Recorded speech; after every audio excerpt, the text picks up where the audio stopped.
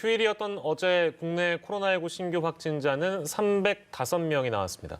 하지만 진정세에 접어들었던 3차 유행이 최근 재확산 조짐을 보이면서 정부는 기존 거리두기 조치를 2주 연장했습니다. 관련 내용 두 분과 짚어봅니다. 백순영 가톨릭대 의대 명예교수, 김민아 시사평론가와 함께합니다. 어서 오세요. 안녕하세요. 네. 305명입니다. 이게 11월 23일에 271명 정도였는데 그때랑 비교하면 70일 만에 최소 기록이라서 일단 이건 어떻게 좀 바라보고 계세요? 예, 이게 국내 발생만 하면은 285명이니까 200명대에 들어왔다고 볼 수가 있고요. 네. 지난주까지만 해도 상당히 그 확산 추세였었는데 역시 좀 이 집단 감염을 빼고 나면은 어느 정도 안정세에 있는 것은 분명해 보이고요. 네. 예, 지금 상황에서 보면은 이번 주에 얼마나 나오느냐 하는 것이 중요할 것으로 보이는데 뭐 급격한 확산은 뭐 그렇게 없을 것으로 보이지만 역시 아직도 이번에 대확산이 되었던 것이 2달 반이나 걸친 1,000명 이상이 넘어가는 유행이었었던 것이기 때문에 이 잠불이 이게 만만치 않아 보여서 지역사회에 있어서 무증상 감염이 아직도 상당히 많이 남아있는 것으로 보이는 것이 지금 인지선별검사소가 어저께 12,627명 검사를 했는데 37명, 0.3%를 아직도 나타내고 있어요. 네. 이 양성률이 이렇게 높다는 것은 아직도 무증상 감염은 많이 있다. 언제 집단 발생이 일어날 수 있을지 아직 알 수 없다 하는 것이죠. 지금 IM 선교라든지 뭐 원내 감염이라든지 몇 가지들이 잘 수습이 되면 좀 줄어들기는 하지만 항상 아슬아슬한 순간일 수밖에 없는 것이 이 전체적으로 좀 저점이 낮아져야 되는데 점점 저점이 높아지고 있는 것이 좀 우려되는 부분이고요.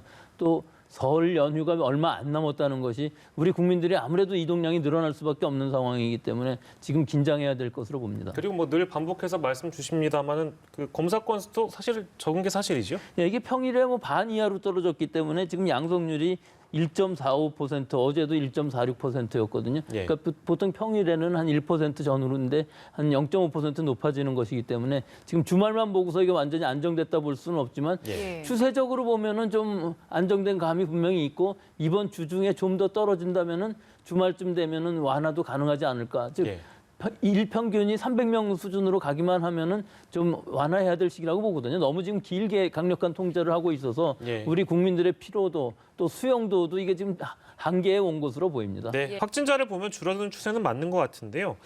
그 제가 하나 여쭙고 싶은 게 어제 나온 그 메시지 중에는 재확산 시에는 수천 명까지 번질 수 있는 대유행의 우려가 있다.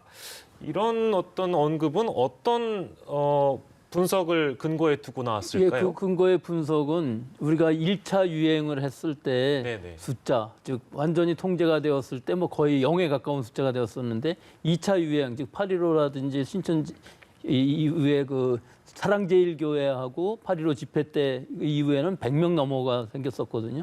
그 다음에 지금 상황에서 보면은 300~400명 수준에서 과연 얼마나 떨어질 수 있느냐 하는 것과 장기간에 걸친 이 환자 전체 숫자가 지금 전체 환자가 78,000명인데 비해서 뭐 한 5만 명 가까이가 지금 이번 그 3차 유행에서 발생을 했거든요. 그러니까 이 전체 규모가 너무 커졌기 때문에 지역사회에 있어서의 그 무증상 감염자의 숫자도 굉장히 넓을 수밖에 없고 이것이 한번 확산되기 시작하면은 지금은 1,000명 단위가 아니라 수천 명 단위가 될 수 있다는 것이죠. 그 규모 자체가 저점이 점점 높아져가는 상황이기 때문에 전체 규모가 한 번 더 커지게 되면은 이번 4차 유행은 더 큰 유행이 될 수밖에 없는 개연성이 충분히 있기 때문에 지금 막아야 된다는 것이 굉장히 중요한 것이고 앞으로 한 2주 정도에 잘 막지 못하면은 제일 중요한 것이 우리 백신 접종이 차질 없이 진행되기 위해서는 환자 수가 적어야만 됩니다. 환자 수가 너무 많으면 보건소라든지 의료진이 그 환자들 다 보고 역학조사하고 격리하고 하는데 어려움이 있겠고요.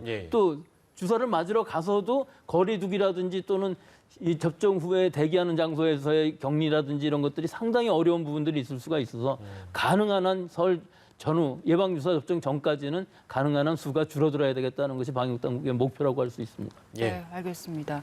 그리고 어제 발표에서 일단 거리두기도 거리두기지만 저희가 그동안 3단계보다 더 강력하다라고 평가했던 집합금지 그리고 9시 이후 영업 제한도 그대로 유지가 되잖아요.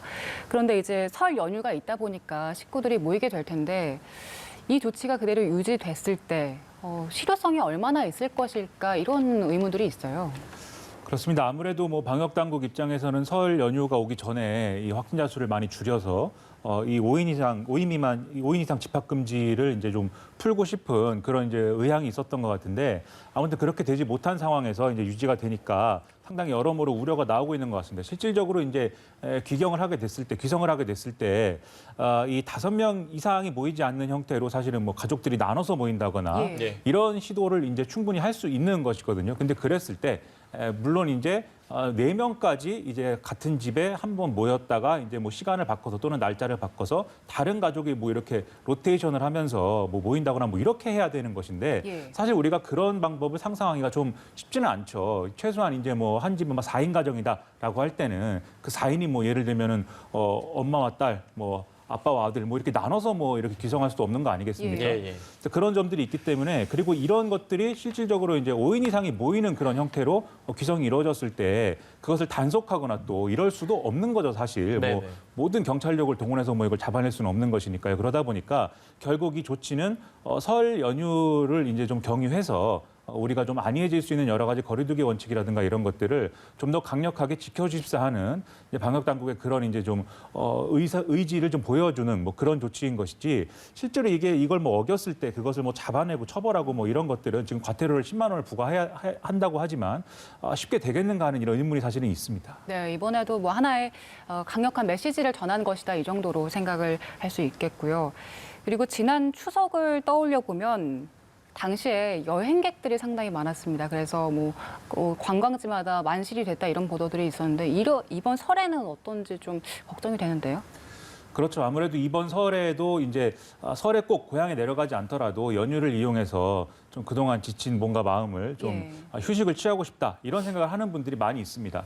그런데 이제 문제가 되는 게 숙박 시설이나 이런 곳에 이제 가는 동안이 사실은 또 문제가 될 수가 있고 또 가서 이제 하는 일들에 또 문제가 될 수 있는 건데 사실 숙박 시설에서 예약이나 이런 좀 객실의 예약 숫자를 이렇게 좀 통제를 하면 그런 것들을 이제 좀 집단 감염이나 이런 게 일어나지 않을 수 있는 수준에서 사실 이것을 막을 수 있는 방법은 있죠. 그리고 또 이동 과정에서의 문제라는 것은 예를 들면 KTX라든지 이런 기차의 경우에 뭐 창가 쪽 좌석만 이제 예약을 하도록 한다든지 이러한 좀 설 연휴 기간 동안에 적용하는 방역 조치를 둬서 이렇게 최대한 이제 밀집도를 낮추는 방향으로 지금 방역 대책을 적용한다. 이런 얘기를 하고 있고요. 그리고 이동량 자체를 줄이는 것도 사실은 필요한 부분인데 그렇기 때문에 뭐 고속도로 유료화라든지 이런 것들을 다시 이제 적용해서 이동량을 줄인다라고 이제 지금 얘기는 하고 있지만 결국은 이제 우리가 얼마나 성숙한 시민 의식을 가지고 이 거리두기 원칙을 지킬 것이냐 여기에 지금 성패가 달려 있기 때문에 아까 교수님 말씀하신 대로 우리가 상당히 지금 장기간 이렇게 좀 이 거리두기 수칙을 좀 지켜오다 보니까 상당히 이 피로해져 있는 게 사실입니다. 그럼에도 불구하고 설 연휴라는 좀 이동량이 많아질 수밖에 없는 기간에는 최대한 우리가 여기에 더 마지막 힘을 내서 좀 협조를 해서 최대한 좀 확진자 수를 줄여보는 게 중요하다 이런 마음가짐을 가져야 되겠습니다. 네. 그리고 일단 전반적으로는 조치가 유지가 되지만 일부 완화된 부분들도 있더라고요. 어떤 부분이 바뀌었습니까? 예를 들면 그동안 이제 형평성 논란 이런 것들이 계속 이제 불거지는 상황이었기 때문에 아무래도 이런 부분과 관련돼서 이제 좀 수칙을 좀 완화한 부분들이 있는데요. 예를 들면 영화관이나 공연장 이런 곳의 경우에는 이제 공연을 보는 동안에 마스크를 쓰고 있고 좀 여러 가지 방역 조치를 지키면 사실은 그렇게 집단 감염 위험이 크지 않다. 이런 반론들이 계속 나오고 있었습니다. 그리고 이런 공연장이나 영화관은 사실은 같이 가는 사람이 동반자가 있기 마련인데 네네. 그 동반자를 또 떨어뜨려 놓고 이제 이것을 즐기라고 하는 것이 좀 말이 안 되지 않느냐 뭐 이런 부분들도 있어서 그러면 동반자를 기준으로 해서 그러면 앞으로는 좌석을 띄어 앉도록 하는 그런 이제 조치로 좀 완화가 돼서요. 예를 들면 1.5단계에서 2단계의 경우에는 한 칸씩 동반자 기준 한 칸씩 띄어 앉는 것으로 2.5단계의 경우에는 두 칸씩 띄어 앉는 것으로 이렇게 좀 조치를 취하겠다라는 것입니다. 그리고 헬스장의 경우에 헬스장이 항상 좀 그동안 논란이었는데 그동안은 이제 샤워장을 이제 이용할 수 없는 그런 조건이지 않았습니까? 예. 그것도 좀 형평성에 어긋난다라는 부분이 있어서 샤워실을 한 칸씩 띄워서 사용하면 이제 사용 가능하도록 하는 조치가 이루어졌고요. 그리고 스키장의 경우에 스키장과 같은 이런 겨울 이제 실외 스포츠 시설의 경우에는 사실 이제 야외에서 하는 것이고 사실은 그 스키장 자체가 이제 문제라기보다는 거기에 연계된 이제 숙박 시설이라든가 이런 데가 더 위험한 곳이었기 때문에 스키장 자체에 대해서 이렇게 영업 제한을 하는 것은 부당하다라는 목소리가 있었는데 그런 지적을 좀 받아들여서 밤 9시 이후에 야간 스키를 타는 그런 것들은 가능하게 하는 이런 좀 제한이 해제가 돼 있는 이런 상황인데 다만 스키장까지 이제 운영하는 셔틀버스라든가 이런 게 있지 않습니까? 이런 것들은 운영을 제한하는 것으로 그렇게 결론이 났습니다. 네, 예. 유지되는 점, 달라지는 점 저희가 좀 정리를 해봤고 백신 얘기를 좀 해볼 텐데 백신 얘기라기보다는 이제 백신 접종 계획을 이제 방역 당국에서 어떻게 잘 이행하느냐 이 중요한 일이잖아요. 근데 이제 그래서 모의 훈련, 예행 연습 이걸 이제 시작을 한다고 하는데 어떤 거에 좀 주안점을 두고 훈련을 하거나 연습을 할까요, 교수님? 일단 파이자 백신이 먼저 들어온다고는 하지만 예. 이 파이자 백신을 일반적으로 맞히는 아니고 이 의료진 즉 그 코로나를 진료하고 있는 의료진한테만 맞히기 때문에 국립중앙의료원을 비롯해서 권역별 접종센터에서 충분히 맞출 수 있을 것이라고 봅니다. 예. 하지만 그 다음에 아스트라제네카 이제 백신을 맞힐 때만 돼도 우리 작년에 그 독감 예방 주사만 해도 2만 건의 위탁 의료기관에서 맞췄었거든요. 예. 그런데 지금 상황에서 보면 2번을 맞춰야 되고 또 15분에서 30분간 모든 사람들이 다 대기를 해야 되는 상황. 뭐 문진이라든지 예진 다 합쳐서 공간적으로 볼 때 이런 접종센터가 분명히 더 필요한 것이 지금 사실이기 때문에 네네네. 일단 2월 말부터 접종이 시작되게 되면은 여러 가지 시행착오를 겪을 수밖에 없습니다. 예. 아스트라제네카, 모더나, 파이자 뭐 전부 다 다르거든요. 유통도 다르고 관리도 다르고 또 접종한 후에 또 여러 가지 부작용에 관한 면에서도 모니터링해야 될 부분들이 다 다릅니다. 그렇기 때문에 이런 시행착오를 겪지 않기 위해서는 일단 한 번씩 다 해보는 거죠. 보관, 유통하는 과정 중에서 혹시라도 도난이나 이런 데는 군대까지 동원을 해서 지금 한다고 하고 있고요. 네네. 또 경찰, 군대뿐만 아니라 모든 범정부 차원에서 다 한 번씩 시뮬레이션을 해서 해보면서 어디에 문제가 있느냐 하는 것을 갖고서 의료기관뿐만 아니라 접종센터를 다 한번 접종해보는 그 연습을 이제 2월 초부터 한다는 것인데 사실 이런 것을 다 하고 나서도 문제가 여러 군데에서 나올 수가 있습니다. 제일 예. 큰 문제가 과연 이런 접종센터를 만들었을 때 그 의료진을 확실하게 다 확보할 수 있느냐 하는 부분들하고요. 또 주말에도 계속 운영을 해야 될 만한 상황이기 때문에 1년 내내 지금 맞추면서도 시간적으로 볼 때는 우리 전 국민의 거의 2회분, 뭐 100%는 아닙니다만 적어도 한 4천만 명이라는 인원의 2회분을 접종을 하게 된다면 횟수로 보면 이게 독감 접종 정도가 아니거든요. 그렇기 때문에 이것들을 모의 훈련도 하고 예행 연습도 하고 또 여러 가지 시뮬레이션도 하고 점검도 하고 또 범부처 간에 서로 어떻게 협력해야 되는지 하는 것들에 대한 이것이 굉장히 쉽지 않은 일로 보이고요. 또 일반 의료진들에 있어서도 어떻게 하면 이 인력 동원을 제대로 할 수 있나 하는 이런 동원 계획 같은 것들도 지자체뿐만 아니라 결국은 전국적인 일이 되어버리는 상황이기 때문에 이게 예. 굉장히 중요해 보입니다. 네. 그 다음으로 도입되는 것이 아스트라제네카인데 이게 지금 유럽에서는 고령층에 대한 효능을 두고 갑론을박이 있더라고요. 그런데 이 백신이 우리 접종 순서로 따지면 고령자들이 먼저 받게 되잖아요.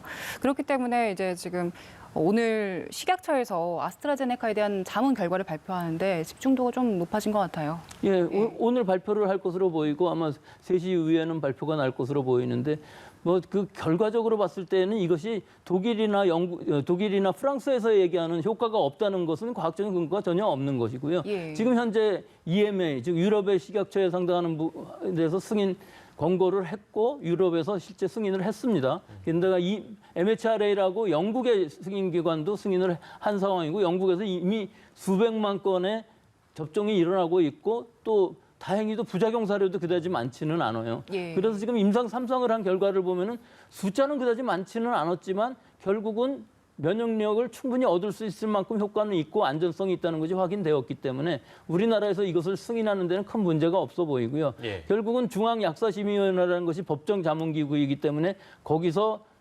논의를 한 후에 권고를 하고 식약처가 최종적으로 승인을 할 것으로 보이는데 예. 아마 2월 말 정도면 충분히 승인이 가능할 것으로 보이고요. 또 65세 이상이라고 그래서 꼭 이 면역 효과가 떨어진다, 예방 효과가 떨어진다 하는 부분들, 뭐 60%, 70%에 불과한다 할지라도 실제로 접종을 하고 나서 보면은 감염이 되어서 그 후에 경증으로 끝나면 그것도 예방 효과가 충분히 있는 것이거든요. 예. 즉 예방 효과라고 하기엔 난 감염이 되었으니까 예방이 아닐지는 모르지만 경증으로 끝난다면 아무 문제 없이 다시 항체가 다 제대로 형성되는 것이기 때문에 예. 항체 형성률 자체는 100% 다 만들어진다고 하고 다만 이 임당 3상에서의 예방 효과가 조금 떨어지는 것 정도이기 때문에 예. 우리가 꼭 항체만의 문제가 아니라 세포 면역이라는 것도 있기 때문에 실제로 접종을 받게 되면은 굉장히 효과 있는 백신으로 보이기 때문에 지금으로서는 승인을 받고 우리가 이것을 1,000만 명 이상을 접종을 받는다면 굉장히 아주 유용한 백신이 될 것으로는 기대를 하고 있습니다. 네, 네. 그렇게 전망을 해주셨고요. 오늘 오후에 전문가들의 자문 결과가 나옵니다. 그 내용을 좀 기다려보도록 하겠습니다. 오늘 코로나19 소식은 두 분과 함께했습니다. 백순영 가톨릭대의대 명예교수, 김민아 평론가와 함께했습니다. 고맙습니다. 고맙습니다.